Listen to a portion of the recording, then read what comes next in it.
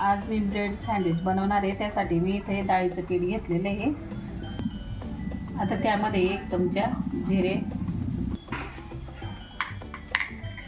1 चमचा ओवा, थोडासा कुस करून घ्यायचा आणि छान टेस्ट येते।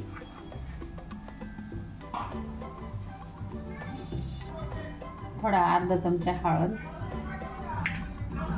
बारीक छोटा चमचा मिरची,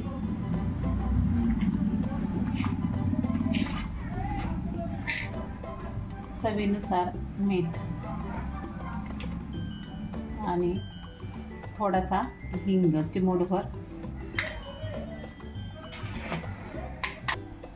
आणि अगदी थोडा खाण्याचा सोडा चिमूटभर। आता आपल्याला सर्व आता हे एकजीव करून घ्यायचे आणि थोडं थोडं पाणी घालून खालवून घ्यायचं। आपल्याला जास्त पातळ पण नाही आणि जास्त घट्ट पण नाही करायचे।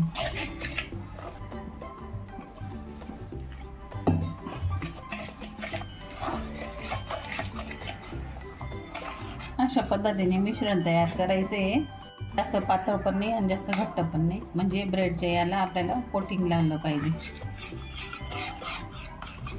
आता मी इथे एका बाजूला ब्रेड घेतलेले आहे आणि तुम्हाला पाहिजे तर तुम्ही ह्या कडा तुम्ही कापू शकता आणि मध्ये असा त्रिकोण आकार देऊ शकता। पण मी काही ते कडा काही वगैरे काढणार नाही आहे, कारण ते पण छान लागतं, टेस्ट लागते त्याची पण।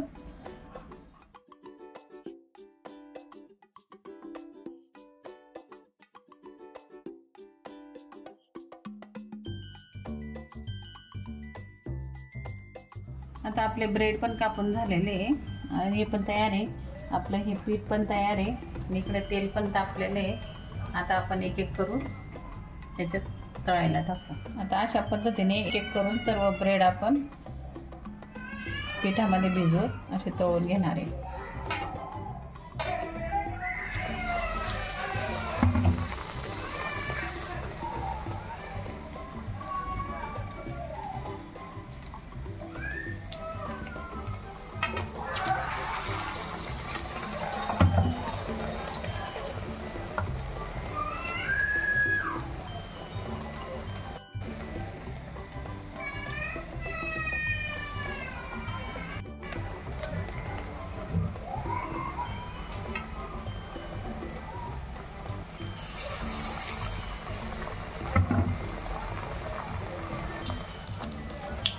आता आपण ही बाजू परतून घेणार आहे।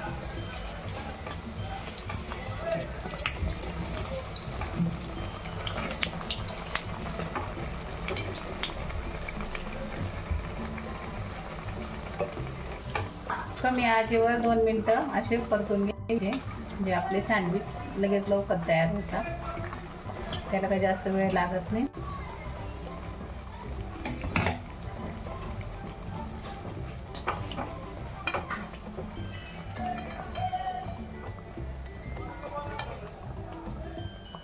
अशा पद्धतीने आपण काढून घेणार।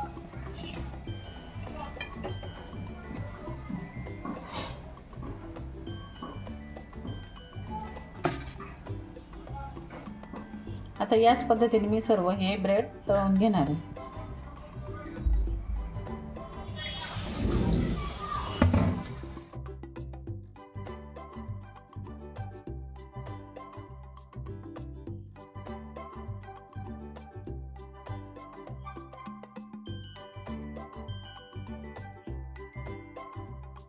अशा पद्धतीने आपला कुरकुरीत असा ब्रेड पकोडा तयार आहे।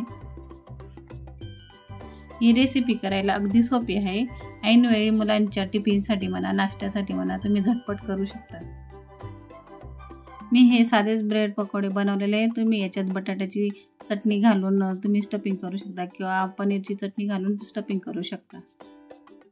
रेसिपी कशी वाटली कमेंट करून नक्की सांगा। पुन्हा भेटू अशाच नवीन एका व्हिडिओ सोबत। तोपर्यंत बाय बाय।